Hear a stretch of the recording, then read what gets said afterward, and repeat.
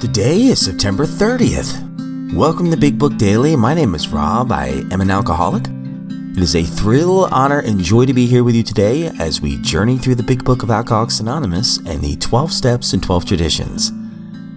Today, out of the Big Book, we are going to continue Chapter 6 in action. We'll be reading page 78. Out of the 12 and 12, we will continue our journey through Step 11 by reading page 104. And of course, we'll read today's daily reflection and 24 hours a day. So with that, hope y'all are doing well this morning, my friends. We've been given a brand new set of 24 hours, and that is always a good thing. Clean slate, we get another opportunity to do the right thing. So with that, let's go ahead and get to the good stuff. Out of the Big Book, we're on page 78. In 9 cases out of 10, the unexpected happens. Sometimes the man that we are calling upon admits his own fault. So feuds of years standing melt away in an hour. Rarely do we fail to make satisfactory progress.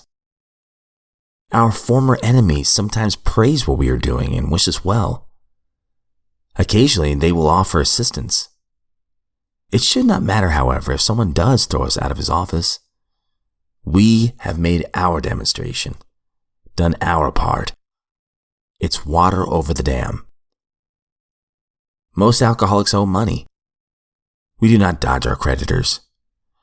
Telling them what we are trying to do, we make no bones about our drinking. They usually know about it anyway, whether we think so or not. Nor are we afraid of disclosing our alcoholism on the theory that it may cause financial harm. Approached in this way, the most ruthless creditor will sometimes surprise us. Arranging the best deal that we can, we let these people know that we are sorry. Our drinking has made us slow to pay. We must lose our fear of creditors no matter how far we have to go, for we are liable to drink if we are afraid to face them. Perhaps we have committed a criminal offense which might land us in jail if it were known to the authorities. We may be short in our accounts and unable to make good. We have already admitted this in confidence to another person, but we are sure that we would be in prison or lose our job if it were known. Maybe it's only a petty offense such as padding the expense account. Most of us have done that sort of thing. Maybe we are divorced and we have remarried but haven't kept the alimony to number 1. She is indignant about it and has a warrant out for our arrest. That's a common form of trouble too.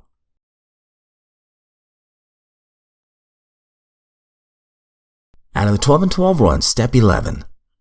Sought through prayer and meditation to improve our conscious contact with God as we understood Him. Praying only for the knowledge of His will for us and the power to carry that out. Page 104. We also fall into another similar temptation. We form ideas as to what we think God's will is for other people. We say to ourselves, "Oh, this one ought to be cured of his fatal malady," or "that one ought to be relieved of his emotional pain." And we pray for these specific things. Such prayers, of course, are fundamentally good acts, but often they are based upon a supposition that we know God's will for the person for whom we pray. This means that side by side with an earnest prayer, there can be a certain amount of presumption and conceit in us. It is AA's experience that particularly in these cases we ought to pray that God's will, whatever it is, be done for others as well as for ourselves. In AA, we have found that the actual good results of prayer are beyond question. They are matters of knowledge and experience. All those who have persisted have found strength not ordinarily their own. They have found wisdom beyond their usual capability. They have increasingly found a peace of mind which can stand firm in the face of difficult circumstances. We discover that we do receive guidance for our lives to just about the extent that we stop making demands upon God to give it to us on order and on our terms. Almost any experienced AA will tell how his affairs have taken remarkable and unexpected turns for the better, as he tried to improve his conscious contact with God.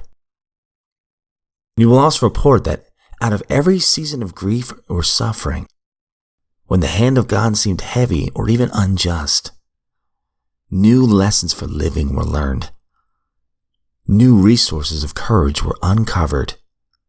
And that finally, inescapably, the conviction came that God does move in a mysterious way, his wonders to perform.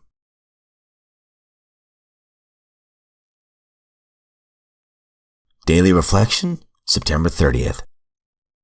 The Circle and the Triangle.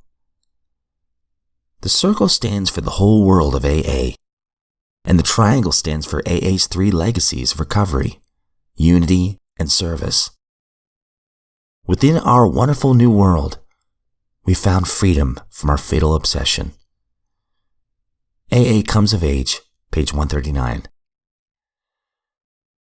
Early in my AA life, I became employed in its services, and I found the explanation of our society's logo to be very appropriate.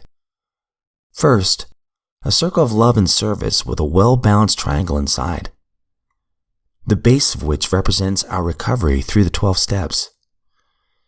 Then the other 2 sides represent unity and service, respectively. The 3 sides of the triangle are equal. As I grew in AA, I soon identified myself with the symbol. I am the circle, and the sides of the triangle represent 3 aspects of my personality: physical, emotional, and spirituality, the latter forming the symbol's base. Taken together, all 3 aspects of my personality translate into a sober and happy life.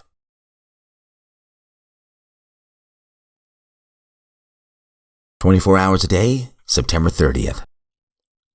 AA Thought for the Day. There are no leaders in AA except that as they volunteer to accept responsibility. The work of carrying on AA, leading group meetings, serving on committees, speaking before other groups, doing 12-step work, spreading AA among the alcoholics of the community. All these things are done on a volunteer basis. If I don't volunteer to do something concrete for AA, the movement is that much less effective.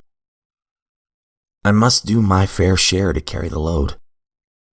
AA depends on all its members to keep it alive and to keep it growing. Am I doing my share for AA? Meditation for the day. When you look to God for strength to face responsibility and are quiet before Him, His healing touch causes the divine quiet to flow into your very being.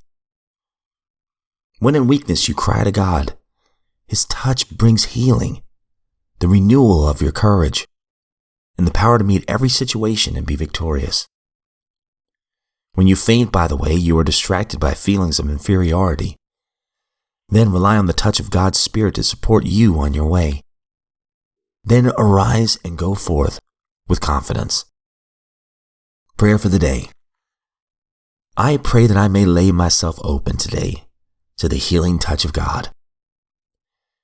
I pray that I may not falter or faint by the wayside, but renew my courage through prayer. All right, my friends, that concludes today's reading. Always some great stuff. Prayer has been one of the most powerful things for me. Whenever I'm stressed down or depressed or anything like that, I just have a conversation with my higher power. I try to be honest about exactly what I'm thinking. I try to end every prayer by saying, your will be done, not mine. A lot of times I've prayed for specific things that I thought were best for me. And then after the fact, I realized, good thing I didn't receive that. So that's why I always say, your will be done.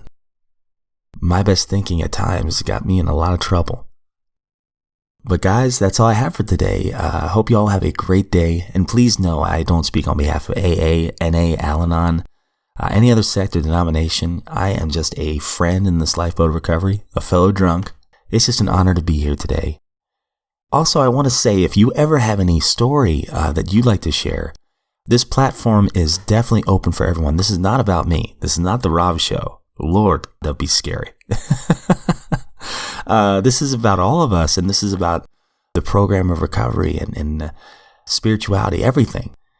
So if you have a story, or if you have any commentary on whatever it is that we're currently reading through that you'd like to share, this platform is for you. And the email is bigbookdaily@gmail.com.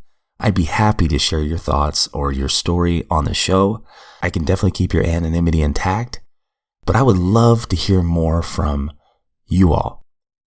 This show is not a very, very huge show. There's not a ton of people listening, and that is okay.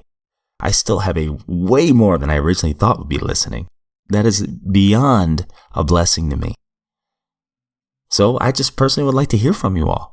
What is your recovery story? Even if you're just starting off, you have something of value to say. And here's a platform for you to say it. I don't know if I'll continue doing this after this year. I have some ideas kind of milling around in my head, but there's also the time commitment. I'm not sure I can continue to do this. So I really want to dedicate these last few months to giving you all a chance to say whatever it is you want to say about AA, about recovery, about your sobriety, basically your experience, strength, and hope. So again, our email is bigbookdaily@gmail.com. You can also leave a voicemail and I can edit that into the show. The link is in our description of the show notes. And there you go. So with that, my friends, I hope you all have a great day. If we are given another set of 24 hours, I sincerely look forward to seeing you right back here tomorrow.